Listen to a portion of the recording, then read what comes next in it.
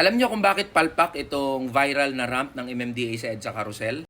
Kasi yung nanguna na nagplano at nag-aproba ng proyektong yan, CPA lawyer. O yung mga CPA lawyer dyan, baka magalit kayo agad ha. Tapusin niyo muna yung video. Panoorin muna natin yung paliwanag ng MMDA. Ayan, pakinggan muna natin. Sa ating mga kababayan, kung ang impression nyo ay hindi po siya pinag-isipan, hindi po. Pinag-isipan po namin ito mabuti.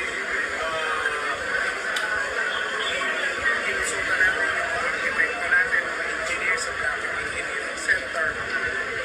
Ito na po talaga yung kaya namin. Kaya wag daw tayong judgmental kasi pinag-isipan naman daw nila yan at pinagplanuhan. Kinonsulta pa nga sa mga eksperto eh. Pero hanggang ganyan lang daw yung kaya nilang magawa eh.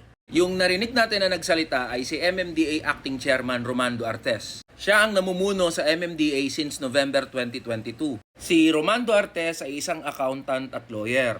Naging political and legislative officer din siya sa House of Representatives. Bago siya i-appoint bilang acting chairman ng MMDA, siya ay naging Assistant General Manager for Finance and Administration ng MMDA at kalaunan naging General Manager noong 2021. Ayun naman pala, finance ang expertise ni Chairman Artes. Ano bang trabaho ng MMDA? Ayon sa batas, ang trabaho ng MMDA ay mag-deliver ng services sa Metro Manila. Kasama sa mga services na ito ay ang mga sumusunod: Transport and Traffic Management, Flood Control and Sewerage Systems, Urban Renewal at Land Use Planning, Sanitation, Solid Waste Disposal, at Public Safety. Yun naman pala ang mandato ng MMDA. May diin doon sa Management of Transport and Traffic dito sa Metro Manila. So dapat pala yung nasa ulunan o namumuno sa MMDA ay isang eksperto na may kakayanan sa urban planning at traffic systems. Mga boss, ito mismo ang problema sa sinumpang bansa natin. Kung sino-sino na lang ang inuupo sa iba't ibang posisyon sa gobyerno, kahit hindi naman akma o swak yung kakayanan ng taong yun